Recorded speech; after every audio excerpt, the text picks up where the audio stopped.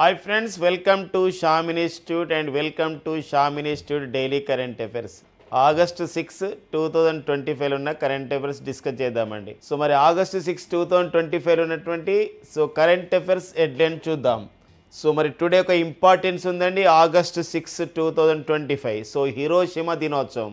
జపాన్లోని హిరోషిమా నగరంపై ఒక little boy అనే ఒక ఆటం బాంబుని జారవిడ్చిన రోజు అమెరికా చేత జారవిడ్చడం జరిగింది ఈ లిటిల్ బాయ్. ఈ నేపథ్యంలో మరి ఆగస్టు 6 హిరోషిమా దినోత్సవం. మరి ఈసారి ప్రత్యేకత ఏంటంటే ఆగస్టు 6 హిరోషిమా దినోత్సవానికి 80 ఏళ్ళు 8 ఇయర్స్ కంప్లీట్ కావడం జరిగింది. దానిపైన ఒక ప్రత్యేకమైన కథనం ఇచ్చారు, దానిపైన చూద్దామండి. 9 ఒప్పందాలపైన భారత్ ఫిలిప్పైన్స్ దేశాలు సంతకాలు. సో ఫిలిప్పైన్ దేశ అధ్యక్షుడు ఫెర్డినాండ్ మార్కస్ జూనియర్ మన భారత పర్యటనకు రావడం జరిగింది. ఈ క్రమంలో భారత్ మరియు ఫిలిప్పైన్ దేశాల మధ్య 9 ఒప్పందాలు జరిగాయి. దానిపైన ఉన్న విశేషం చూద్దామండి.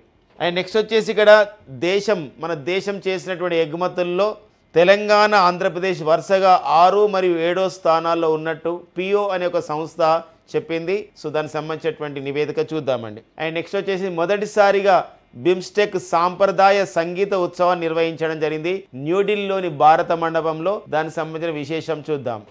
అంతర్జాతీయ సౌర కూటమి ఇంటర్నేషనల్ సోలార్ అలయన్స్లో 107వ దేశంగా మాల్డోవా దేశం అధికారికంగా చేరినట్లు ధృవీకరించడం జరిగింది. దానిపైన చూద్దామండి. ఐఎస్ఏ అంటే ఇక్కడ ఇంటర్నేషనల్ సోలార్ అలయన్స్ అంతర్జాతీయ సౌర కూటమిగా పిలుస్తాం.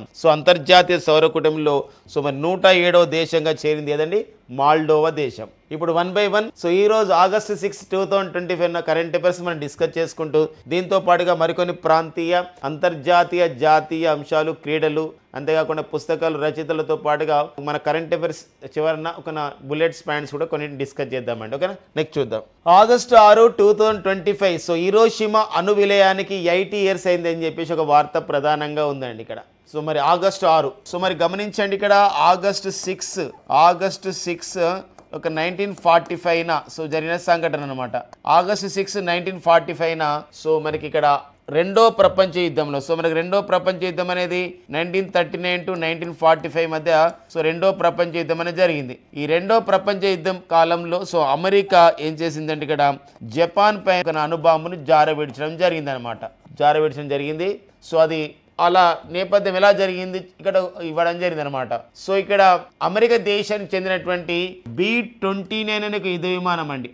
ఆ యుద్ధ విమానం పేరు వచ్చేసి ది స్ట్రైట్ ఫ్లాష్ అనే ఒక యుద్ధ విమానం అనేది బయలుదేరింది. అండ్ నెక్స్ట్ వచ్చి జపాన్ పరిసర ప్రాంతాలు కూడా వచ్చింది. తర్వాత అది మళ్ళీ తిరిగి వెళ్ళిపోయింది. తర్వాత ఏమైందంటే ఇక్కడ ఎనలాగే అని చెప్పేసి మరో యుద్ధ విమానం బయలుదేరింది.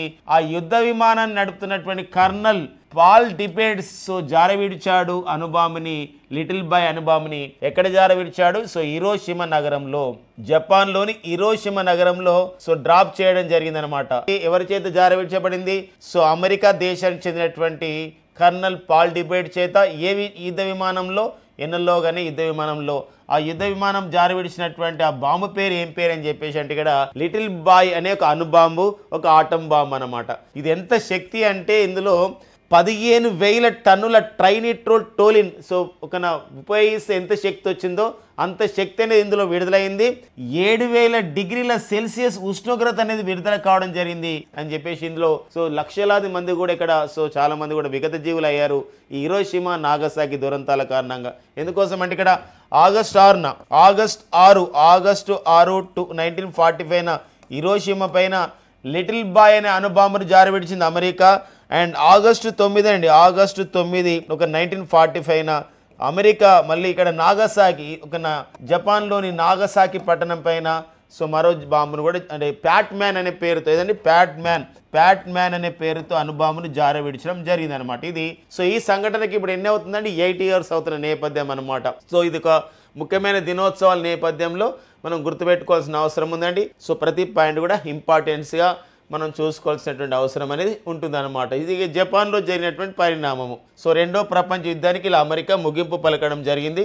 మరి జపాన్ అని చెప్పేసి అంటున్నాం కాబట్టి జపాన్ పైన మన అప్డేట్స్ మనకు ఉన్నాయి అని చెప్పేసి అంటే కొన్ని అప్డేట్స్ మనకు ఉన్నాయండి. ఏంటి జపాన్ పైన అంటే ప్రపంచంలోనే 3D ప్రింటెడ్ రైల్వే స్టేషన్, ప్రపంచంలోనే 3D ప్రింటెడ్ రైల్వే స్టేషన్ ఎక్కడ ఏర్పాటు చేశారు అని చెప్పేసి అంటే ఇక్కడ ఏర్పాటు చేశారంటే ఇక్కడ జపాన్లో ఏర్పాటు చేయడం జరిగింది అలాంటి నేపథ్యం.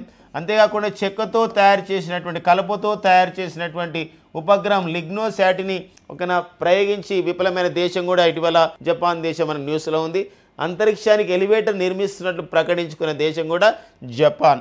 అంతేకాకుండా మన భారతదేశం చెందినటువంటి మన బుల్లెట్ రైల్ నిర్మాణ వ్యవస్థ మన మహారాష్ట్రలోని ముంబై నుండి గుజరాత్ అహ్మదాబాద్ వరకు నిర్మిస్తున్నటువంటి బుల్లెట్ రైల్ నిర్మాణ వ్యవస్థకి సహాయపడుతూ షింకన్సేన్ E5 అనే పేరుతో షింకన్సేన్ అనే సాంకేతికతను కూడా బదలాయిస్తుంది జపాన్ అనే దేశం గమనించండి. మరి ఇలాంటి జపాన్ దేశానికి ప్రజెంట్ ప్రైమ్ మినిస్టర్గా జపాన్ ప్రైమ్ మినిస్టర్ ఎవరున్నారు అని చెప్పేసి అంటే జపాన్ ప్రైమ్ మినిస్టర్ ఎవరండి? షిగేరు ఇషిబా అనేవారు ప్రజెంట్ ప్రైమ్ మినిస్టర్గా ఉండడం జరిగింది. దీంతో పాటుగా మనం చూసినట్లయితే మనకు ఇంకా కొంచెం కాంపిటేటివ్ ఎగ్జామ్స్లో ఎస్ఎస్సి లాంటి ఎగ్జామ్స్ అంటే స్టాఫ్ సెలక్షన్ కమిషన్ లాంటి ఎగ్జామ్స్కి మనం వెళ్ళినట్టయితే కొంచెం స్టాక్ జీక కూడా ఇస్తున్న నేపథ్యం ఉంటుంది. జపాన్ యొక్క పాత పేరు వచ్చేసి నిప్పన్ అని చెప్పేసి అంటామండి. జపాన్ యొక్క కరెన్సీ వచ్చేసి ఎన్ అని చెప్పేసి అంటాం. జపాన్ పార్లమెంట్ పేరు వచ్చేసి ఏదైనా డైట్ అని కూడా పిలుస్తాం అనమాట. అలాంటి నేపథ్యాన్ని కూడా గమనించాలన్నమాట. ఓకేనండి, నెక్స్ట్ చూద్దాం. ఇక నెక్స్ట్ వచ్చేసి మనకి first BIMSTEC traditional music festival 2025 అండి. అంటే బిమ్స్టెక్ మొదటి బిమ్స్టెక్ సాంప్రదాయ సంగీత ఉత్సవం అండి. మొదటి బిమ్స్టెక్ సాంప్రదాయమైనటువంటి సంగీతం అండి ఇక్కడ. సో సాంప్రదాయ సంగీత ఉత్సవం అని చెప్పేసి అంటే మన సంగీత ఉత్సవము ఫస్ట్ టైం నిర్వహించారు కాబట్టి చాలా చాలా ఇంపార్టెంట్ అండి. సో మరి 2025లో ఆగస్టు 4న ఈ ఉత్సవాన్ని న్యూఢిల్లీలో ఉన్నటువంటి భారత మండపం, ఒకప్పుడు ప్రగతి మైదానం అని పిలిచేవారు, అక్కడే భారత మండపం పేరుతో ఒక పెద్ద కాంప్లెక్స్ని ఆ విధంగా నిర్వహించడం జరిగిందనమాట. ఒక ఆడిటోరియం అది భారత మండపంలో నిర్వహించడం జరిగిందనమాట. ఏంటి థీమ్ ఏంటంటే సప్తస్తర్ అంటే సప్తస్తరాలు ఉంటాయి, 7 నేషన్స్ ఉంటుంది, 7 నేషన్స్ ఉంటాయి, బట్ 1 మెలోడీ మాత్రమే ఉంటుంది. ఈ సంగీతంలో ఒక మెలోడీ ఉంటుంది, మెలోడియస్గా ఉంటుంది అని చెప్పడం జరిగింది. ఎందుకోసం అంటే బిమ్స్టెక్లో ఉండే దేశాల సంఖ్య ఎంత తెలుసా మై డియర్ ఫ్రెండ్స్? 7 అన్నమాట. బిమ్స్టెక్ అనే దేశాలు బిమ్స్టెక్ అనే కూటమి ఉంది. ఈ బిమ్స్టెక్ కూటమిలో సభ్య దేశాలు ఎన్ని అని చెప్పేసి అంటే 7 అనమాట. అందుకోసమే సప్తస్తర్ 7 నేషన్స్ 1 మెలోడీ అనే పేరుతో నిర్వహించడం జరిగింది. సో ఈ కార్యక్రమంలో ఎవరు పాల్గొనడం జరిగింది అని చెప్పేసి అంటే సో అక్కడ మనం చూసారా వెల్కమ్ టు చీఫ్ గెస్ట్ ఎవరు అని చెప్పేసి అంటే ఈ బిమ్స్టెక్ ట్రెడిషనల్ మ్యూజిక్ ఫెస్టివల్కి బిమ్స్టెక్ దేశాల సంగీతకారులతో పాటుగా మ్యూజిషియన్తో పాటుగా సో మరి ఈ కార్యక్రమాన్ని ప్రారంభించారు. సో ఎవరంటే సుబ్రహ్మణ్యం జయశంకర్ గారు. సో ఎవరో మనకు తెలుసండి సుబ్రహ్మణ్యం జయశంకర్. సో మరి వార్తల్లో ఉంటున్నారు. వారే మరి కేంద్ర విదేశీ వ్యవహారాల శాఖ మంత్రి, the present union ministry of the external affairs అనమాట, కేంద్ర ఆర్ ఫారిన్ మినిస్టర్ అని చెప్పేసి అంటాం. సో వారు దీన్ని ప్రారంభించడం జరిగింది అనమాట. ఇది సో బిమ్స్టెక్ వాళ్ళకి సంబంధించిన సదస్సు. ఫస్ట్ సారి ఈ యొక్క సాంప్రదాయమైన మ్యూజిక్ అనేది మనకి ఇస్తుంది అనమాట. ఇది మ్యూజిక్ కానివ్వండి, సంగీతము, సాహిత్యం కూడా మనకి ఏమి ఇస్తాయండి? ఆహ్లాదాన్ని ఇస్తాయి.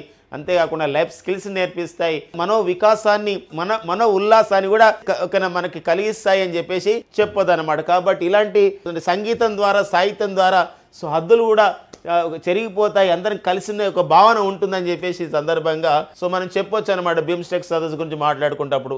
మరి బిమ్స్టెక్ అంటే ఏంటో ఒకసారి బ్యాక్గ్రౌండ్కి వెళ్దాం. సో మరి బిమ్స్టెక్ అంటే ఏంటి అని చెప్పేసి అంటే ఇది 1997లో ఏర్పాటు చేయబడ్డ కూటమి బిమ్స్టెక్ అనే విషయం గమనించండి. అంతేకాకుండా బంగ్లాదేశ్ రాజధాని ఢాకా కేంద్రంగా, బంగ్లాదేశ్ క్యాపిటల్ సిటీ అయినటువంటి ఢాకా కేంద్రంగా పనిచేస్తున్నటువంటి ఆర్గనైజేషన్ కూడా ఏంటంటే బిమ్స్టెక్ అనమాట. బిమ్స్టెక్ యొక్క the abbreviation tells us the importance, the objectivity purpose of the BIMSTEC. BIMSTEC యొక్క అబ్రివేషన్ మనకి ఏం చేస్తుందంటే బిమ్స్టెక్ అంటే ఏంటో మనకు తెలియజేస్తుంది. ఏంటంటే బిమ్స్టెక్ యొక్క అబ్రివేషన్ ఏంటంటే ఇక్కడ బే ఆఫ్ బెంగాల్ అండి, Bay of Bengal initiative for multi sectoral. So multi sectoral అండి, మల్టీ సెక్టోరల్ టెక్నికల్ అండి, multi sectoral technical and economic cooperation అని చెప్పేసి అంటే మనకి ఎకనామిక్ కోఆపరేషన్ అండి. ఇది బిమ్స్టెక్ యొక్క అబ్రివేషన్. ఒక్కోసారి ఇలాంటి అబ్రివేషన్స్ కూడా అడగడానికి మనకు ఉంటుంది. అలా అడగలేనప్పుడు ఒక్కోసారి క్వశ్చన్ యొక్క స్టైల్ ఎలా మారుతుందంటే బిమ్స్టెక్లో ఎస్సీఎం తెలియజేస్తుంది, టీఎం తెలియజేస్తుంది, ఎంఏం తెలియజేస్తుంది. What in BIMSTEC what M signifies, in BIMSTEC what S signifies, in BIMSTEC what T signifies అని చెప్పేసి అడిగే అవకాశం అనేది ఉంటుంది. అలా కూడా మనం సిద్ధంగా ఉండాలి. మరి ఇలాంటి బిమ్స్టెక్లో ఎన్ని సభ్య దేశాలు ఉన్నాయని చెప్పేసి అంటే 7 సభ్య దేశాలు. ఏంటా 7 సభ్య దేశాలు అంటే ఇక్కడ భారతదేశం ఒక సభ్య దేశంగా ఉంది. నేపాల్ సభ్య దేశంగా ఉందండి, నేపాల్. అండ్ నెక్స్ట్ వచ్చి భూటాన్ కూడా సభ్య దేశంగా ఉందండి. అండ్ నెక్స్ట్ వచ్చేసి బంగ్లాదేశ్ అండి, బంగ్లాదేశ్ సభ్య దేశంగా ఉంది. అండ్ నెక్స్ట్ వచ్చేసి బంగ్లాదేశ్, మయన్మార్ అండి, మయన్మార్ సభ్య దేశంగా ఉంది. అండ్ మయన్మార్ ఆఫ్టర్ థాయిలాండ్ అండి, థాయిలాండ్ సభ్య దేశంగా ఉంది. థాయిలాండ్ ఆఫ్టర్ దట్ ఓకేనా, థాయిలాండ్ ఆఫ్టర్ శ్రీలంక అండి, శ్రీలంక కూడా ఒక సభ్య దేశంగా. మొత్తం కూడా బిమ్స్టెక్లో ఉన్న సభ్య దేశాలు వచ్చేసి ఏంటంటే ఇక్కడ 7 సభ్య దేశాలు ఉన్నాయి. ఒక్కోసారి ఇలాంటి పాయింట్ తీసుకొని ఎలా అడగడానికి ఉంటుందంటే బిమ్స్టెక్లో సభ్య దేశాలు ఎన్ని, బిమ్స్టెక్లో సభ్య దేశంగా ఉన్నది లేనిది ఏంది, which of the country belongs to BIMSTEC, not belongs to BIMSTEC కూడా అడిగే అవకాశం అనేది ఉంటుంది. అండ్ నెక్స్ట్ వచ్చేసి మరొక అంశం ఈ సందర్భంగా చెప్పాలి, మరి ఇది బిమ్స్టెక్ యొక్క ట్రెడిషనల్ మ్యూజిక్ ఫెస్టివల్, ఒక సాంప్రదాయ సంగీత ఉత్సవం. అలా కాకుండా బిమ్స్టెక్ ఒక సదస్సులు కూడా నిర్వహిస్తారు, దేశాధినేతలు పాల్గొన్న బిమ్స్టెక్ సదస్సు కూడా నిర్వహిస్తారు. వెరీ రీసెంట్గా బిమ్స్టెక్ యొక్క 6వ సదస్సు, 6th బిమ్స్టెక్ సదస్సు అనేది 6వ బిమ్స్టెక్ సదస్సు 2025లో ఎక్కడ నిర్వహించుకోవడం జరిగిందంటే బ్యాంకాక్ అని. ఎక్కడంటే బ్యాంకాక్లో, థాయిలాండ్ రాజధాని బ్యాంకాక్లో. సో మరి ఈ 6వ బిమ్స్టెక్ సదస్సు యొక్క ఇతివృత్తం వచ్చేసి ఇక్కడ సో మనకి ఇక్కడ ప్రాస్పరస్ ఒక రీసైలెంట్ ఓపెన్ బిమ్స్టెక్ అనే ఇతివృత్తంతో సో నిర్వహించుకోవడం జరిగిన విషయం గమనించండి. దీన్ని మన భారత ప్రధాని నరేంద్ర మోడీ గారు కూడా హాజరు కావడం జరిగింది. 7వ బిమ్స్టెక్ మరి నెక్స్ట్ ఎక్కడ నిర్వహించబోతున్నారు, 7th బిమ్స్టెక్ సమిట్ అంటే that will be held in బంగ్లాదేశ్లో నిర్వహించబోతున్న విషయాన్ని గమనించాలి. ఒక చూడండి ఇక్కడ మనకు ఒక ఇన్ఫర్మేషన్ ఏమి ఇచ్చాడు, first BIMSTEC traditional music festival ఇచ్చారు, దాన్ని మనం ఇలా ఎక్కడ నిర్వహించారు, ఇతివృత్తం ఏంది, ఎవరు హాజరైనతో పాటుగా దాని బ్యాక్గ్రౌండ్ కూడా ఇలా నిర్వహించుకోవడం జరుగుతుంది. తద్వారా మనకి ఏమవుతుంది, కనెక్టింగ్ అవుతాం ఒక మ్యాటర్కి. ఒక కరెంట్ అఫైర్ అంటే మనకు ఒక పూర్తిగా అవగాహన వస్తుంది, అవేర్నెస్ వస్తుంది. ఎలాంటి క్వశ్చన్ వచ్చినా ఈ యొక్క బిమ్స్టెక్ పైన ఎలాంటి క్వశ్చన్ వచ్చినా కూడా మనం ఆన్సర్ చేయడానికి మనకు ఉంటుంది. ఒక్కోసారి ఒక international organisations and their headquarters అంటే అంతర్జాతీయ సంస్థలు అవి ఎక్కడ ఉన్నాయని చెప్పేసి అడుగుతాడు. అలాంటప్పుడు the headquarter of the BIMSTEC అనేది ఎక్కడ కలదు అని చెప్పేసి అంటే సో బంగ్లాదేశ్ రాజధాని ఢాకా అనే విషయం మనకు వస్తుంది. మనం ఎస్టర్డే కూడా డిస్కస్ చేసాం బంగ్లాదేశ్ గురించి. ఆగస్ట్ 5 అండి, ఆగస్ట్ 5, 2024 నుండి సో బంగ్లాదేశ్లో రాజకీయ సంక్షోభం నడుస్తుంది. అక్కడ షేక్ హసీనా సో పదవి విచిత్రాలైంది, మన భారతదేశంలో శరణార్థిగా ఉంటున్న నేపథ్యం ఉంది అనే విషయాన్ని ఇక్కడ మనం డిస్కస్ చేసుకోవడం జరిగిందనమాట. ఓకేనండి, నెక్స్ట్ చూద్దాం. నెక్స్ట్ వచ్చేసి ఫిలిప్పైన్ అధ్యక్షుడు అండి. సో ఫిలిప్పైన్స్ అధ్యక్షుడు ఫెర్డినాండ్ ఆర్ మార్కస్ జూనియర్ అని చెప్పేసి అంటే ఎవరండి, Ferdinand are Marcus junior. So Marcus junior so August 5 so August 5, 2025 అతను మన భారత పర్యటనకి రావడం జరిగింది. తన భారత పర్యటనలో భాగంగా ఫిలిప్పైన్స్ అధ్యక్షుడు Ferdinand are Marcos junior so తన భారత పర్యటనలో భాగంగా భారత రాష్ట్రపతి ద్రౌపది ముర్ముతో సమావేశం కావడం జరిగింది. అంతేకాకుండా భారత ప్రధాని నరేంద్ర మోడీ గారితో కూడా సమావేశం కావడం జరిగింది. అంతేకాకుండా భారతదేశం మరియు ఫిలిప్పైన్ దేశాల మధ్య 9 ఒప్పందాలపైన 9 అగ్రిమెంట్స్ పైన సైన్ చేయడం జరిగింది అనమాట. ఇరు దేశాల సంబంధించిన విషయంలో, రక్షణ రంగ విషయంలో, డిజిటల్ టెక్నాలజీ విషయంలో, స్పేస్ టెక్నాలజీ విషయంలో అండ్ మ్యారిటైమ్ ఎక్కడ అంటే మ్యారిటైమ్ అంటే సముద్ర వాతావరణం పైన, మ్యారిటైమ్ కోఆపరేషన్ పైన అండ్ పర్యాటక రంగం పైన, కల్చరల్ ఎక్స్చేంజ్ పైన ఒకరికి సంబంధించిన సంస్కృతికి సంబంధించినటువంటి సంబంధాల్లో అండ్ స్ట్రాటజిక్ పార్ట్నర్షిప్ అంటే వ్యూహాత్మకమైన భాగాల్లో మనం చాలా వ్యూహాత్మకమైనటువంటి సహకారాన్ని అందించుకోవాలని చెప్పేసి treaty on mutual legal assistance and science and technology అంటే ఏంటంటే ఇక్కడ ఇరు పక్షాల వాళ్ళు కూడా ఏంటంటే లీగల్గా న్యాయపరమైన విషయాలు ఏదైతే ఉంటాయో అలాంటి వాటిని పరీక్షించుకోవాలని చెప్పేసుకుంటా చెప్పుకోవడం జరిగిందనమాట. సో మరి స్ట్రాటజిక్ పార్ట్నర్షిప్ అంటే ఏంటి అంటే వ్యూహాత్మకమైనటువంటి భాగస్వామ్యం. ఈ వర్డ్ చాలా చాలా ఇంపార్టెంట్ అండి. ఎలా అంటే ఇప్పుడు మనకి ఏప్రిల్ 22, 2025 సో పహల్గామ్ దాడిని మనం ఎదుర్కొన్నాం. తర్వాత క్రమంలో మే 7, 2025 మనం ఆపరేషన్ సింధూర్ లాంటి కార్యక్రమం నిర్వహించాం ఈ యొక్క ఉగ్రవాదాన్ని అణచివేసే ఉద్దేశంతో. అలాంటి క్రమంలో సో భారత్కు సపోర్ట్ చేయడం, this is called strategic partnership అని చెప్పేసి అంటాం. ఎందుకోసం అంటే ఇక్కడ ఫిలిప్పైన్స్ కూడా మనలాగా కొన్ని విషయాల్లో ఫేస్ చేస్తుంది. పర్టికులర్గా దక్షిణ చైనా సముద్రంలోని కొన్ని దీవులని మావే అని చెప్పేసి చైనా అంటుంది. అలాంటి క్రమంలో అలా ఎప్పుడైనా చర్యలు జరిగినప్పుడు వెంటనే భారత్ ఫిలిప్పైన్స్కి సంఘీభావం తెలుపుతుంది, సపోర్ట్ తెలుపుతుంది. అందుకే నిన్న వచ్చినటువంటి ఈ ఫిలిప్పైన్స్ అధ్యక్షుడు అదే చెప్పడం జరిగింది, మేము పహల్గామ్ దాడిని ఖండిస్తున్నామని చెప్పి చెప్పడం జరిగింది. తద్వారా ఏమైందంటే ఉగ్రవాదంపై పోరులో ప్రపంచంలో భారత్కు మరింతగా సపోర్ట్ అనేది పెరగడం జరుగుతుందన్నమాట. అదొక ఇంపార్టెన్స్గా మనం చూసుకోవాల్సిన అవసరం అనేది ఉంటుందండి. ఓకేనా. ఇక నెక్స్ట్ వచ్చేసి మనకి ఇంకా భారత్ ఫిలిప్పైన్స్ సంబంధాలు అనేది డిఫెన్స్ సంబంధాలు ఒక తారస్థాయిలో ఉంటాయి. ఎందుకోసం అంటే ఇక్కడ భారత్ రష్యాలు సంయుక్తంగా అభివృద్ధి పరిచినటువంటి ఒక మిజైల్ ఉంది. భారత్ రష్యాలు సంయుక్తంగా అభివృద్ధి పరిచిన ఒక క్షిపణి ఉంది, అది బ్రహ్మోస్ అనే మిజైల్. ఫస్ట్ టైం అనమాట, very first time, the first country అనమాట, మొదటి దేశం భారత్ నుండి బ్రహ్మోస్ మిజైల్ ని కొనుగోలు చేసిన దేశం ఏది అని చెప్పేసి అంటే అది ఫిలిప్పైన్ దేశం కొనుగోలు చేయడం జరిగిందనమాట. ఇలాంటి నేపథ్యం. సో అలాంటి నేపథ్యం. దాంతోపాటుగా దక్షిణ చైనా సముద్రంలో, సౌత్ చైనా సీలో, చైనా యొక్క అంటే ఇండో పసిఫిక్ ఏరియాలో పర్టికులర్గా చెప్పాలంటే ఇండో పసిఫిక్ ఏరియాలో చైనా యొక్క ఆధిపత్యాన్ని తగ్గించే క్రమంలో ఫిలిప్పైన్స్ యొక్క సపోర్ట్ కూడా చాలా ఇంపార్టెంట్. అందుకోసమే సో ఈ యొక్క ఫిలిప్పైన్స్తో సో ఎట్లయితే మన భారత్ సంబంధాలను మెయింటైన్ చేస్తుందో ఫిలిప్పైన్స్ అమెరికా సంబంధాలు కూడా అలానే ఉన్న నేపథ్యం ఉంది. ఫిలిప్పైన్స్ అమెరికా దేశాలు కలిసి బాలికేతన్ అనే విన్యాసాలు కూడా గతంలో నిర్వహించుకోవడం జరిగిందండి. ఏదైనా బాలికేతన్ గుర్తుపెట్టుకోండి ఫ్రెండ్స్, ఇక్కడ బాలికేతన్. ఈ బాలికేతన్ అనే విన్యాసాలు అనేది ఏ రెండు దేశాల మధ్య జరిగాయి అని చెప్పేసి అంటారు, ఫిలిప్పైన్స్ అండ్ అమెరికా దేశాల మధ్య జరిగిన నేపథ్యాన్ని ఇక్కడ గమనించాలి. ఇక నెక్స్ట్ వచ్చేసి ఇంకా ఫిలిప్పైన్స్ పైన మనం చెప్పుకోవడానికి ఉందా అంటే ఎస్ అండి. ఫిలిప్పైన్స్ ద కంట్రీ ఫిలిప్పైన్స్ పైన మనం చూసినట్లయితే ఇక్కడ ఫిలిప్పైన్స్ రాజధాని Manila. So the important city of the ఏముంది, ఇంపార్టెన్స్ ఆఫ్ ది మనీలా అంటే where 2 international organisations are there. 2 అంతర్జాతీయ సంస్థలు ఈ యొక్క మనీలలో ఉన్నాయి. ఒకటి వచ్చేసి ఏడిబి, ఏషియన్ డెవలప్మెంట్ బ్యాంక్ అనేది మనీలలో ఉంది. Very important and very important. ఇటీవల కాలంలో ఏషియన్ డెవలప్మెంట్ బ్యాంక్ లో సభ్యదేశంగా చేరింది ఏదండి, ఇజ్రాయెల్. ఏషియన్ డెవలప్మెంట్ బ్యాంక్ లో సభ్యదేశం ఇటీవల ఏ దేశం చేరింది అని చెప్పేసి అంటాడు, ఏదండి, ఇజ్రాయెల్ చేరిందనే విషయాన్ని గమనించండి. మరొక అంశం ఈ సందర్భంగా గమనించాలి ఏంటి అంటే ఇక్కడ ఏడిబికి అంటే ఏషియన్ డెవలప్మెంట్ బ్యాంక్ కి సో కొత్త అధ్యక్షుడు వచ్చాడు. అతని పేరే మసతో కందా. ఏం పేరండి, మసతో కందా అండి. మసతో కందా అనేవారు ప్రెసిడెంట్ ఏడిబికి ప్రెసిడెంట్ గా ఉండడం జరిగింది అనమాట. మరొక విషయం ఇదే ఇంటర్నేషనల్ రైస్ రీసెర్చ్ ఇన్స్టిట్యూట్ మనీలలో మనకి అంతర్జాతీయ వరి పరిశోధన కేంద్రం అనేది ఉన్న విషయం గమనించండి. అంతర్జాతీయ వరి పరిశోధన కేంద్రం అనేది ఇంటర్నేషనల్ రైస్ రీసెర్చ్ ఇన్స్టిట్యూట్ ఎక్కడ ఉందంటే మనీలలో ఉంది. అలా కాకుండా international rice research institute of the south Asian regional centre ఎక్కడుంది అని చెప్పేసి అంటే అది వారణాసిలో ఉందనే విషయం గమనించండి. చాలా ఇంపార్టెంట్ అండి ఇది చెప్పేది ఇప్పుడు. So international rice research institute అనేది మనీలో ఉంది. International rice research institute of the south Asian regional centre ఎక్కడ ఉందంటే వారణాసి, అంటే దక్షిణాసియా ఒక వరి పరిశోధన కేంద్రం అని చెప్పేసి వారణాసిలో ఉంది. వెరీ రీసెంట్ గా మనం డిస్కస్ చేసాం, మన ఉత్తరప్రదేశ్లో ఆగ్రాలో దక్షిణాసియా దేశంలో తొలి పొటాటో రీసెర్చ్ సెంటర్ కూడా ఏర్పాటు చేస్తున్నారు. పొటాటో రీసెర్చ్ సెంటర్ మన దేశీయంగా అయితే హిమాచల్ ప్రదేశ్లోని సోలన్లో ఉంది.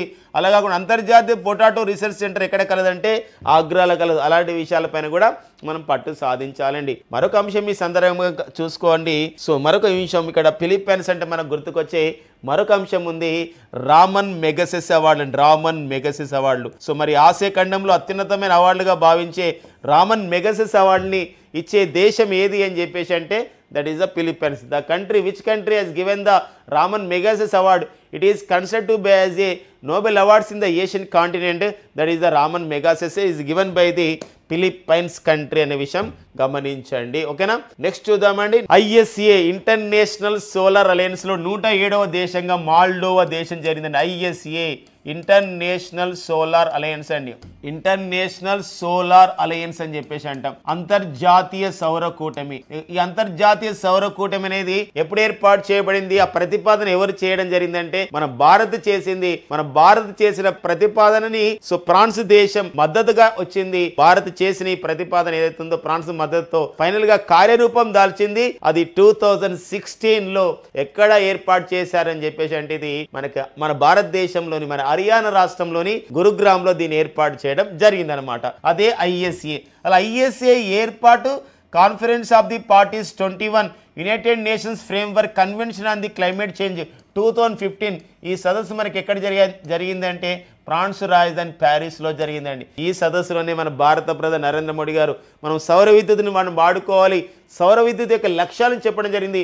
సౌర విద్యుత్ పరిశోధన మనం చేసుకోవాలి, తద్వారా మనం ఒక సౌర విద్యుత్తుని వాడుకోవచ్చు.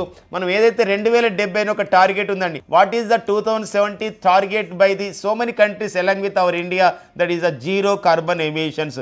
భారత్తో పాటు ఈరోజు చాలా దేశాలు కూడా 2070 నాటికి శూన్య కర్బన ఉద్గారాలను సాధిస్తామని ప్రకటించాయి. కానీ చర్యలు లేవు, మాటలు ఉన్నాయి, ఓన్లీ పేపర్స్ ఉన్నాయి. అలా కాదు, ఖచ్చితంగా implementations also very very important అండి.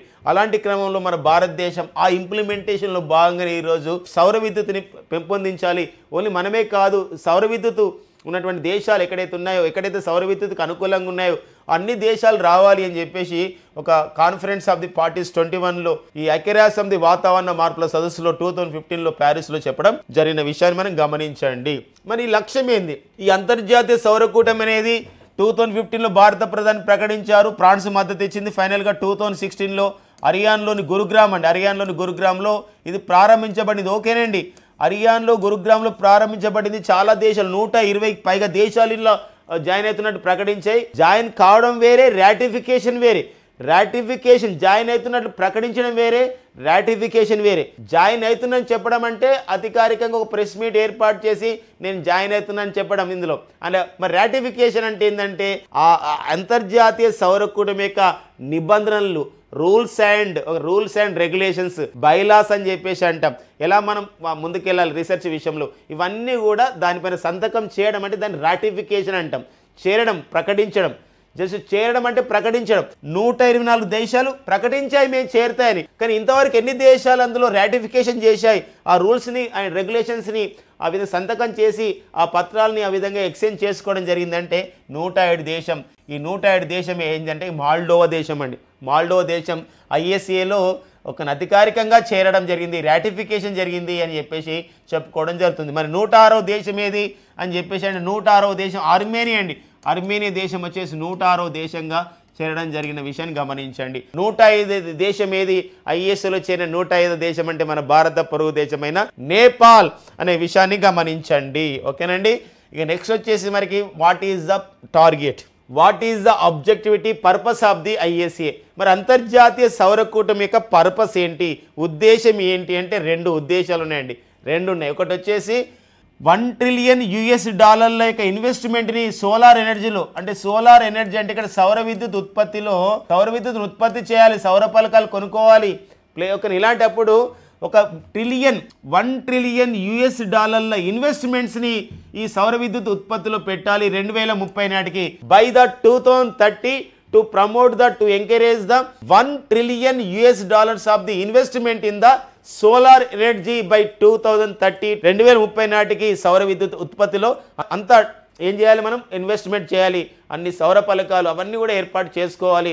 తద్వారా ఏమవుతుందంటే బై ది 2030 ఇది ఒకవేళ చేస్తే ఏమవుతుందంటే by the 2030 how many gigawatts of the solar energy is produced if the $1 trillion investment made in the solar energy sector. మరి ఈ సౌర విద్యుత్ రంగంలో మనం ఇంత పెట్టుబడి పెడితే ఏమొస్తుందంటే ఇక్కడ 1000 గిగావాట్ల సౌర విద్యుత్ మనం ఉత్పత్తి చేయడం దీని లక్ష్యం. కాబట్టి ఇక్కడ ఇది ఎంత కూడా మనకి ఏంటంటే లింక్ ఉంటుంది. ఏంటంటే $1 ట్రిలియన్ ఇన్వెస్ట్మెంట్ చేసినాం సౌర విద్యుత్ ఉత్పత్తులు అంటే 2030 నాటికి ఎంత విద్యుత్ ఉత్పత్తి అవుతుంది సౌర విద్యుత్ అంటే 1000 gigawatts ఆఫ్ ది సౌర విద్యుత్ ఉత్పత్తి ఉంది. దట్ ఈస్ ద టార్గెట్ అనమాట. That is the projected target of the ఈ సంబంధించినటువంటి ఒక ఆర్గనైజేషన్ అనమాట. ఇది ఒక ఇంపార్టెన్స్ గా మనం చూసుకోవాల్సినటువంటి అవసరం అనేది ఉందన్నమాట. ఈ సందర్భంగా మనం గమనించాల్సిన అవసరం ఉంది. ఈ ISA అనేది ఎక్కడ ఏర్పాటు చేశారు? గురుగ్రామ్లో. మరి గురుగ్రామ్లో నేషనల్ సోలార్ రీసెర్చ్ ఇన్స్టిట్యూట్ అని ఉంటుందండి. నేషనల్ సోలార్ రీసెర్చ్ ఇన్స్టిట్యూట్, జాతీయ సౌర విద్యుత్ పరిశోధన సంస్థ కార్యాలయంలోనే, ఆ ప్రిమిసెస్లోనే ఈ ISA కూటమిని ఏర్పాటు చేశారు. ఈ ISAకి మరి ఇంటర్నేషనల్ సోలార్ అలయన్స్కి అజయ్ మాథుర్ తర్వాత ఒక నూతన డైరెక్టర్ జనరల్గా వచ్చారు. అతని పేరు ఆశీష్ ఖన్నా అండి. ఎవరండి? ఆశీష్ ఖన్నా. సో ఆశీష్ ఖన్నా అనేవారు ప్రజెంట్ ISAకి ఇంటర్నేషనల్ సోలార్ అలయన్స్కి డైరెక్టర్ జనరల్గా నియమితులు కావడం జరిగిందనమాట. ఇలాంటి క్వశ్చన్స్ కూడా అడగడానికి మనకు ఉంటుందండి. సో ఒక వెరీ ఇంపార్టెంట్ అంశంగా ఒక అంతర్జాతీయ సంస్థల్లో ఒక కూటమిలో ఒక సైన్స్ అండ్ టెక్నాలజీ అప్డేట్ కూడా దీన్ని చెప్పుకోవడానికి మనకు ఉంటుందన్నమాట. ఒకటే ప్రతి పాయింట్ కూడా ఇంపార్టెంటే. ISA ఇంటర్నేషనల్ సోలార్ అలయన్స్ 107వ దేశం ఏంటి? మాల్డోవా. 106 దేశం ఏది? ఆర్మేనియా. 105వ దేశం ఇది నేపాల్. ISAకు పునాది పడిన సమావేశం ఏది అని చెప్పేసి అంటే conference of the parties 21 United nations framework convention on the climate change 2015 Paris సదస్సు, ఇలా ప్రతి అంశాన్ని తెలుసుకోవాల్సిన అవసరం ఉంది. మరి ఈ సందర్భంగా ఏమైనా అప్డేట్స్ మనం ఇంకా చెప్పుకోవచ్చండి. ఏంటంటే ఇక్కడ కాన్ఫరెన్స్ ఆఫ్ ది పార్టీస్ అండి. మరి కాన్ఫరెన్స్ ఆఫ్ ది పార్టీస్ పైన మనం చెప్పుకున్నట్లయితే ఇక్కడ కాన్ఫరెన్స్ ఆఫ్ ది పార్టీస్ అని చెప్పేసి అంటున్నాం. అంటే కాన్ఫరెన్స్ ఆఫ్ ది పార్టీస్ అంటే ఇక్కడ ఈ సదస్సులు అన్నమాట. అంటే పర్టికులర్గా ఈ వాతావరణ పర్యావరణ సదస్సులు ఇలానే పిలుస్తాం. ఈ కాన్ఫరెన్స్ ఆఫ్ ది పార్టీస్ సదస్సు మరి COP30, ఈ COP30 సదస్సు 2025లో ఎక్కడ నిర్వహిస్తున్నారు? United nations framework convention on the climate change అని చెప్పేసి అన్నప్పుడు ఇది 2025 ఈ సదస్సుని మనం బ్రెజిల్ దేశం నిర్వహిస్తున్నారు. బ్రెజిల్లోని బేలం అనే ప్రాంతంలో నిర్వహిస్తున్నారు అనే విషయం గమనించండి. మనం కూడా 2028లో సో మనం నిర్వహించబోతాము ఈ కాన్ఫరెన్స్ ఆఫ్ ది పార్టీస్ని నిర్వహించాలని చెప్పేసి మనం మనకు సపోర్ట్ని చాలా దేశాలకు చేయాలని కూడా మనం వివిధ దేశాలతో సో నెగోషియేషన్స్ ప్రారంభించడం జరిగిందనమాట.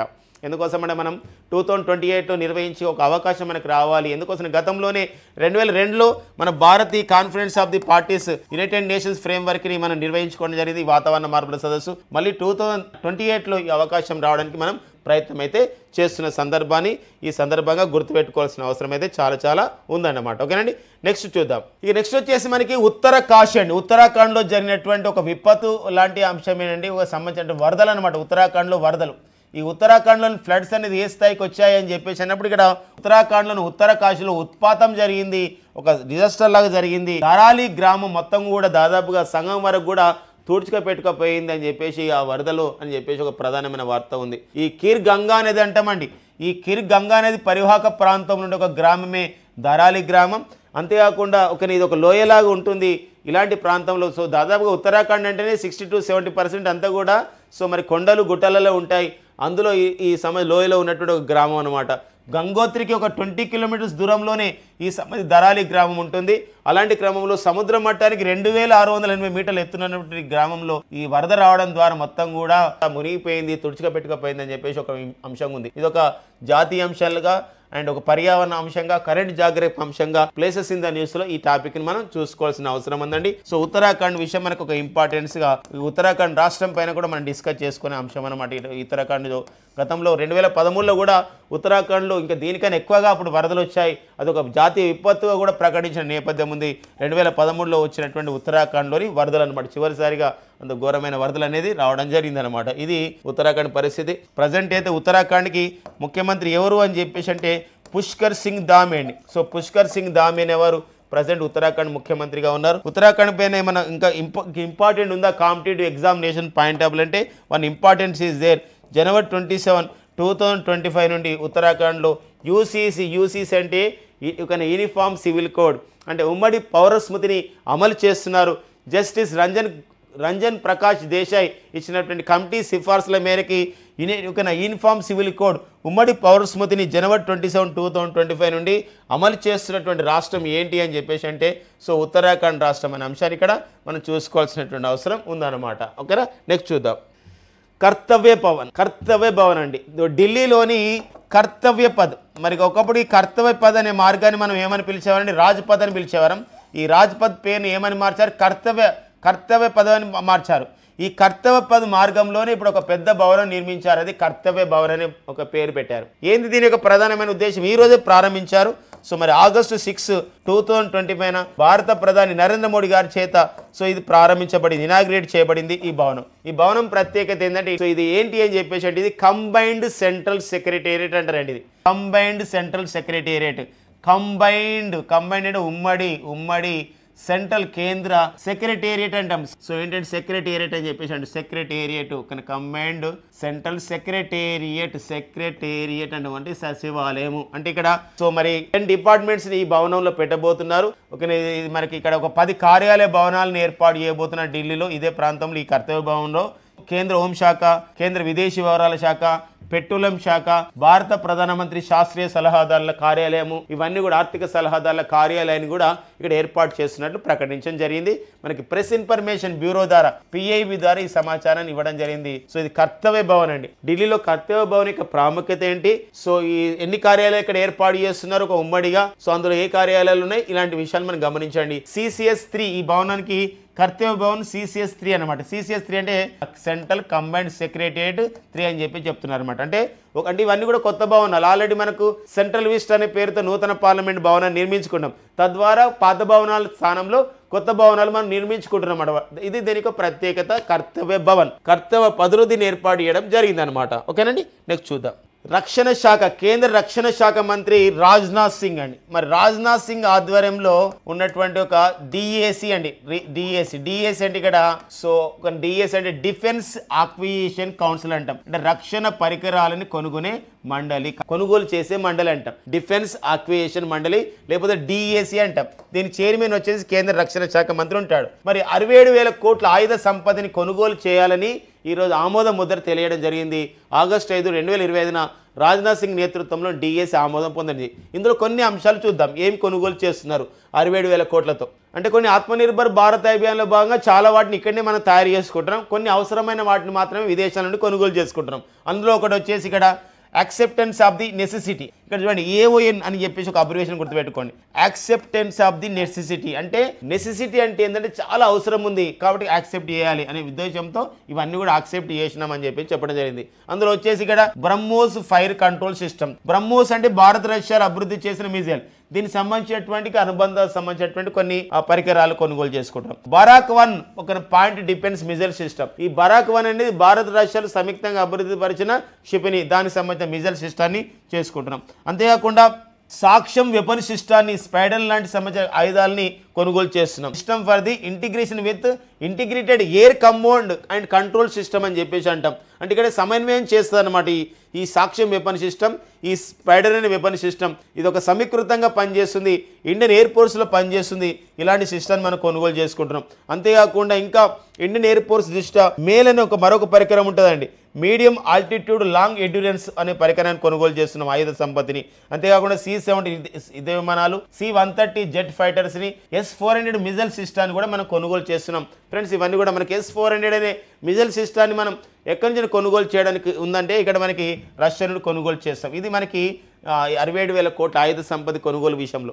ఎగ్జాంపుల్ ఎలా అడగవచ్చు అంటే ఆగస్టు 5, 2025న కేంద్ర రక్షణ శాఖ మంత్రి రాజ్నాథ్ సింగ్ నేతృత్వంలో సమావేశమైన డిఫెన్స్ అక్విజిషన్ కౌన్సిల్ ఎన్ని వేల కోట్ల ఆయుధ సంపదని కొనుగోలు చేయడానికి డిసైడ్ చేశారు. అందులో ప్రముఖమైనవి ఏంటి అని అడిగే అవకాశం ఉంటుందండి. నెక్స్ట్ వచ్చేసి మనకి మాజీ గవర్నర్, లోకసభ రాజ్యసభ సభ్యుడు, ఉత్తరప్రదేశ్ రాష్ట్రానికి చెందినవారు. వారే సత్యపాల్ మాలిక్ అండి. మరి సత్యపాల్ మాలిక్ చనిపోవడం జరిగింది. మరి జమ్మూ కాశ్మీర్, బీహార్, ఒడిషా, గోవా, మేఘాలయ అంటే చూడండి దాదాపుగా ఇక్కడ చూసినట్లయితే 5 రాష్ట్రాలు అంటే 5 రాష్ట్రాలకి ఇతను గవర్నర్గా పనిచేయడం జరిగింది.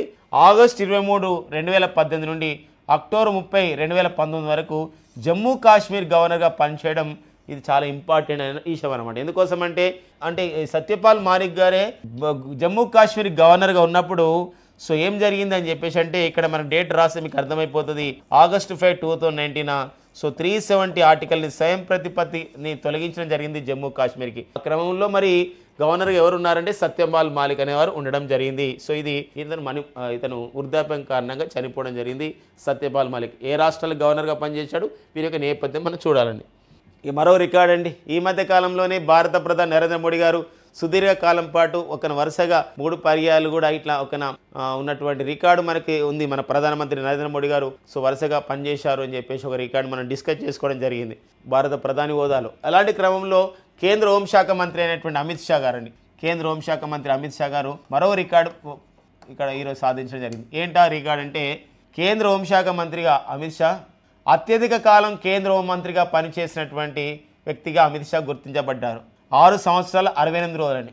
ఆగస్టు 5, 2025 నాటికి 6 సంవత్సరాల 68 రోజులు పనిచేశారు. గతంలో లాల్ కృష్ణ అద్వానీ, ఎల్కే అద్వానీ గారు 6 సంవత్సరాల 64 రోజులు ఒక కేంద్ర హోంశాఖ మంత్రిగా పనిచేస్తే వారి యొక్క రికార్డును వీరు బ్రేక్ చేయడం జరిగిందనమాట. ఓకేనండి. మరొక అంశం ఈ సందర్భం గమనించాలి. కేంద్ర హోంశాఖ మంత్రిగా అమిత్ షా ఉన్న నేపథ్యంలో ఎలాంటి కీలకమైన నిర్ణయాలలో ఉన్నది భాగస్వామి అయ్యాడంటే ఒక జమ్మూ కాశ్మీర్లో 370 ఆర్టికల్ని తొలగించే విషయంలో రీపిల్ చేసే జమ్మూ కాశ్మీర్లో 370 ఆర్టికల్ ప్రత్యేక స్వయం ప్రతిపత్తి ఇచ్చే ఆర్టికల్ తొలగించడం జరిగింది. అంతేకాకుండా క్రిమినల్ చట్టాలు, నేర న్యాయ చట్టాలు అని చెప్పేసి అంటాం. ఈ నేర న్యాయ చట్టాల్లో మార్పులు వచ్చినాయి. కొత్త చట్టాలను ప్రవేశపెట్టారు. ఈ ఐపీసీ ఇండియన్ పీనల్ కోడ్ని ఇక్కడ భారతీయ న్యాయ సమితి అని పెట్టారు. భారతీయ న్యాయ సమితితో మనం అమలు చేయడం జరిగింది. భారతీయ న్యాయ సమితితో ఈ కొత్త మార్పులు తీసుకొచ్చాం. అండ్ నెక్స్ట్ వచ్చేసి మనకి ఇక్కడ చూసినట్లయితే code of the criminal procedures అంటాం, సిఆర్పిసి. దీనికి మనకు భారతీయ నాగరిక సురక్ష సమితి అని పేరుతో దీన్ని అమలు చేస్తున్నాం. కొన్ని సంబంధించినటువంటి ఒక సెక్షన్స్ తొలగించి కొన్ని యాడ్ చేయడం జరిగింది. అంతేకాకుండా ఇండియన్ ఎవిడెన్స్ యాక్ట్ పేరును ఎలా మార్చడం జరిగిందంటే భారతీయ సాక్ష్య అధినియం అనే పేరుతో దీన్ని అమలు చేయడం జరిగింది.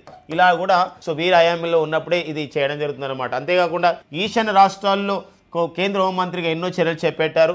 అక్కడ 10,000 మంది మిలిటెంట్స్ని ఆ విధంగా వాళ్ళు లొంగుబాటు అయ్యే విధంగా కృషి చేయడం జరిగింది. సో అలాంటి నేపథ్యాన్ని కూడా అచీవ్మెంట్స్ అని చెప్పేసి ఈరోజు వీరి యొక్క రికార్డ్స్ ఇవ్వడం జరిగింది అనమాట. సో ఈ సంబంధించిన విషయాలు గుర్తుపెట్టుకోనండి. సో నెక్స్ట్ కేంద్ర హోంశాఖ మంత్రి అంటే ఇక్కడ మనకి ఇంకొక బాధ్యతలు కూడా స్వీకరించాడు. ఏంటంటే కేంద్ర సహకార శాఖ యూనియన్ కోఆపరేషన్ మినిస్టర్ కూడా ఎవరంటే అమిత్ షా అనే విషయం గమనించండి. అంతేకాకుండా కేంద్ర హోంశాఖ మంత్రి అమిత్ షా, కేంద్ర హోంశాఖ కార్యదర్శి ఎవరని చెప్పేసి అంటారు. కేంద్ర హోంశాఖ కార్యదర్శి ఎవరంటే గోవింద్ మోహన్ అండి. సో గోవింద్ మోహన్ అనేవారు కేంద్ర హోంశాఖ కార్యదర్శిగా పనిచేస్తున్న నేపథ్యం. నివేదికల విషయంలో ఇక్కడ దేశ ఎగుమతుల్లో తెలుగు రాష్ట్రాలకు 6 మరియు 7 స్థానాలు వచ్చాయని చెప్పేసి పిఓ అనే సంస్థ ప్రకటించడం జరిగింది. ఏంటే పిఓ అంటే federation of the export organisation. Federation ఒక సమాఖ్య అనమాట, ఎగుమతులని ఆ విధంగా చూసుకునే సంస్థ. ఇది ఒక నివేదిక ఇచ్చింది. మన ఇండియాలో ఎక్స్పోర్ట్స్ ఎలా ఉన్నాయి ఇన్ ద లాస్ట్ ఫినాన్షియల్ ఇయర్లో 2024-25 ఆర్థిక సంవత్సరంలో మన భారతదేశం యొక్క మొత్తం ఎగుమతులు ఎంత అంటే 37.02 లక్షల కోట్ల రూపాయలండి. అంటే మనకు డాలర్లో చెప్పినట్లయితే $437.42 బిలియన్ ఉంది. అత్యధికంగా మనం చూసినట్లయితే ఇక్కడ గుజరాత్, మహారాష్ట్ర, తమిళనాడు, కర్ణాటక, ఉత్తరప్రదేశ్ అంటే ఎక్కువగా ఎగుమతులు చేసుకున్న రాష్ట్రాలు చూసినట్లయితే గుజరాత్ మొదటి స్థానము, మహారాష్ట్ర 2వ స్థానము, తమిళనాడు 3వ స్థానము, కర్ణాటక 4వ స్థానం, ఉత్తరప్రదేశ్ ఒక 5వ స్థానం ఉంటే ఆంధ్రప్రదేశ్ 6వ స్థానంలో ఉంది, తెలంగాణ 7వ స్థానంలో ఉంది. ఆంధ్రప్రదేశ్ 2024-25 సంవత్సరంలో ఎగుమతుల వాల్యూ ఎంత అంటే $20.78 బిలియన్, తెలంగాణ వచ్చేసి $19.12 బిలియన్ నమోదు కావడం జరిగింది. ఈ సందర్భంగా చెప్పుకోవాలి, ఆంధ్రప్రదేశ్ నుండి ఏ ఉత్పత్తులను ఎక్కువగా ఎగుమతులు చేశారు ఇలా అడిగే అవకాశం కూడా ఉంటుంది. ఆంధ్రప్రదేశ్ నుండి మత్స్య ఉత్పత్తులు అంటే ఈ రొయ్యలు, చేపలు ఎక్కువ ఉత్పత్తి చేయడం జరిగింది. అంతేకాకుండా ఔషధ ఫార్ములేషన్స్ అండ్ బయోలాజిక్స్ అంటే ఫార్మస్యూటికల్స్ సంబంధించినటువంటి ఇండస్ట్రీ సంబంధించినటువంటి మందులు ఇవన్నీ కూడా అనమాట. బయోలాజిక్స్ అని చెప్పేసి అంటే సంబంధించిన జీవ ఇంధన సంబంధించినటువంటి ఏవైతే ఉంటాయో సో వాటిని మనం ఎగుమతి చేయడం జరిగింది. తెలంగాణ నుండి ఏం ఎగుమతులు చేశారంటే విమాన విడిభాగాలు అంటే ఎయిర్ క్రాఫ్ట్స్, స్పేస్ క్రాఫ్ట్స్ అండి. స్పేస్ క్రాఫ్ట్ అంటే అంతరిక్ష పరికరాలు, ఎయిర్ క్రాఫ్ట్స్ అని చెప్పి యుద్ధ పరికరాలు అంటే ఇక్కడ యుద్ధ విమాన విడిభాగాలు, ఎయిర్ క్రాఫ్ట్, స్పేస్ క్రాఫ్ట్ విడిభాగాలు, ఔషధ ఫార్ములేషన్స్ అండ్ బయోలాజిక్స్ అంటే ఫార్మస్యూటికల్ ప్రొడక్ట్స్ని చేయడం జరిగింది. అలా కూడా అడిగే అవకాశం ఉంది. సో ఏం ఉత్పత్తి చేశారు, ఎన్నో స్థానం ఉంది, మొదటి 3 స్థానాల్లో ఏ ఉన్నాయి ఇవి మనకు ఇంపార్టెంట్గా ఉంటుందండి. ఇది మనకు నివేదికల విషయంలో చూసుకోవాలండి. RS-28 సర్మత్ అండి. RS-28 అంటే రష్యాని గుర్తుపెట్టుకోండి. సర్మత్ అని చెప్పేసి ఒక మిజైల్. ఏంటా మిజైల్ అంటే ఇక్కడ ఈ మిజైల్ ప్రత్యేకత తెలుసా అండి, ఇది ప్రపంచంలో అత్యున్నతమైన మిజైల్ అండి. ఇది ప్రపంచంలోనే అత్యున్నతమైన మిజైలు, ఎక్కువ దూరం పోతుంది, ఎక్కువ పేలోడ్ తీసుకెళ్తుంది. ఇక ఏదైనా ఇదే అనమాట, ఇదే తోపు. ఇది మనకి RS-28 ఒక సర్మత్ అనే మిజైల్. ఓకేనా బాబు. మరి ఈ RS-28 సర్మత్ అనే మిజైల్ చూసినట్లయితే ఇక్కడ ఇది రష్యా ఏమంటుందంటే సో ఎందుకోసం అంటే ఇక్కడ రష్యా అండ్ అమెరికా మధ్య సో కోల్డ్ వార్ నడుస్తున్న పరిస్థితి మనందరికీ తెలుసు. రష్యాతో ఫ్రెండ్షిప్ చేసే వారిపైన కూడా సుంకాలు విధిస్తున్న విషయం తెలుసు, మనందరం చూస్తూ ఉన్నాం. ఇలాంటి క్రమంలో రష్యా అంటుంది అవసరమైతే మేము అమెరికా పైన అణుబాంబు దాడి చేస్తాం, అవసరమైతే ఇలాంటి మిజైల్తో దాడి చేస్తామని అనుమతి న్యూస్లో ఉందన్నమాట. ఇది ICBM type of missile. ICBM type of missile అంటే ఇంటర్ కాంటినెంటల్ బ్యాలిస్టిక్ మిజైల్ అండి. ICBM అంటే ఇంటర్ కాంటినెంటల్ బ్యాలిస్టిక్ మిజైల్ అని చెప్పేసి అంటాం. నాటో దీన్ని ఎలా వర్ణిస్తుందంటే Saturn 2గా వర్ణిస్తుంది. ఒక భూతం అనమాట, Saturn 2గా వర్ణిస్తుంది. ఇది 18,000 కిలోమీటర్ల లక్ష్యాన్ని ఛేదిస్తుందండి. ఈ యొక్క RS-28 సర్మత్ 18,000 కిలోమీటర్ల లక్ష్యం అనమాట. ICBM టైప్ ఆఫ్ మిజైల్స్ అనమాట. అంటే ఖండాంతర క్షిపణి నాటో పేర్కొంది. నాటో దీన్ని ఎలా వర్ణించింది RS-28 క్షిపణిని, రష్యా వాళ్ళ క్షిపణిని అంటే Saturn 2గా వర్ణించడం జరిగింది. నాటో అంటే ఏంటంటే నార్త్ అట్లాంటిక్ ట్రీటీ ఆర్గనైజేషన్ అని చెప్పేసి అంటాం. 32 దేశాల కూటమి. సో రష్యా ఉక్రెయిన్ యుద్ధంలో మరి ఒక ఉక్రెయిన్కు మద్దతు ఇస్తున్నటువంటి సంస్థ నాటో. సో ఎలా ఎగ్జామ్ రావచ్చు? ప్రపంచంలోనే అతిపెద్ద ఐసీబీఎం టైప్ ఆఫ్ మిజైల్ ఏంటి అంటే RS-28 సర్మత్. ఏ దేశానికి చెందింది? రష్యా. సో ఎన్ని కిలోమీటర్ లక్ష్యం ఛేదిస్తుంది? ఇలాంటి విషయాలు మనం అబ్రివేషన్ పరంగా కూడా చూసుకోవాలండి. సో ఇక నెక్స్ట్ వచ్చేసి మనకి ఈరోజు ఉన్నటువంటి కరెంట్ అఫైర్స్లో మరికొన్ని బుల్లెట్స్ రూపంలో మనకు అందించడం జరుగుతుంది. అవి కూడా ఎగ్జామినేషన్ పాయింట్ ఆఫ్ లో ఇంపార్టెంట్గా ఉంటాయండి. సో మరి Sham's DNA daily news analysis bullets useful for the all competitive exams. ఇటీవల వార్తల్లో నిలిచిన డెడ్ హ్యాండ్ మరొక పేరేం పేరు? ఈ డెడ్ హ్యాండ్ అనేది ఎవరి దగ్గర ఉందంటే రష్యా దగ్గర ఉంది. ఇది ఒక పెరిమీటర్ అని చెప్పొచ్చు. ఇది ఒక అణ్వస్త్ర దాడి చేయడం అనమాట. అంటే అణ్వస్త్ర దాడి అంటే ఇక్కడ ఏంటంటే ఎవరైనా సెమీ ఆటోమేటెడ్ అణ్వస్త్ర ప్రతిదాడి వ్యవస్థ ఎవరైనా దాడి చేశారనుకోండి మళ్ళీ ప్రతిదాడి చేయడానికి ఉన్నటువంటి వ్యవస్థనే ఈ యొక్క డెడ్ హ్యాండ్గా పిలుస్తాం అనమాట. దీన్నే పెరిమీటర్గా పిలుస్తాం. కాబట్టి ఇటీవల వార్తలు నిలిచిన డెడ్ హ్యాండ్కు మరొక పేరు ఏం పేరంటే పెరిమీటర్. సెమీ ఆటోమేటెడ్ అణ్వస్త్ర ప్రతిదాడి వ్యవస్థ. ఎవరైనా దాడి చేస్తే దానిపైన ప్రతిదాడి చేయడానికి రష్యా దగ్గర ఉన్నటువంటి ఒక వ్యవస్థగా చెప్తున్నారు అనమాట. 43వ లోకమాన్య తిలక్ అవార్డుని ఎవరికి ప్రదానం చేశారు? సో ఇది పూణేలో జరిగినటువంటి కార్యక్రమంలో, మహారాష్ట్రలోని పూణేలో జరిగిన ఒక కార్యక్రమంలో మరి లోకమాన్య స్మారక అవార్డుని మరి ఇవ్వడం జరిగింది. మన కేంద్ర రోడ్లు రవాణా జాతీయ రహదారుల శాఖ మంత్రి, ministry for the roads transport highways minister Nitin గడ్కరీకి ఇవ్వడం జరిగింది. The world championship of the legends 2025 title విజేత ఎవరన్నాడు? The world championship of the legends 2025 ఈ క్రికెట్ టైటిల్ విజేత ఎవరంటే సౌత్ ఆఫ్రికా అండి. ఇంటర్నేషనల్ అంతర్జాతీయ బంగాళదుంపల కేంద్రం ఎక్కడ ఉందంటే పెరు అనే దేశంలో ఉందండి. దాని రాజధాని లిమా. మన భారతదేశంలో పొటాటో రీసెర్చ్ సెంటర్ అంటే సోలన్లో ఉంటుంది, హిమాచల్ ప్రదేశ్లో. పొటాటో ఇంటర్నేషనల్ సెంటర్ అంటే ఎక్కడ ఉంటుంది అంటే అది ఆగ్రాలో ఏర్పాటు చేశారు. HR-16 మిజైల్ని అభివృద్ధి చేసిన దేశం ఏదంటే చైనా అండి. భారత్ చేపల ఉత్పత్తులు ఎన్నో స్థానంలో నిలిచిందన్నాడు? 2వ స్థానంలో నిలిచింది. మొదటి స్థానంలో నిలిచిన దేశం ఏదంటే చైనా. సో 2వ స్థానంలో చేపల ఉత్పత్తులు మన భారత్ నిలవడం జరిగిందనమాట. ఇలా అప్డేటెడ్గా సో మనకి ఇట్లా స్థానాలపైన కూడా అడిగే అవకాశం ఉందండి. సో ఫ్రెండ్స్ ఇవ్వండి మనకి August 6, 2025లో ఉన్నటువంటి సో కరెంట్ అఫైర్స్ అండి. Thank you friends and all the best.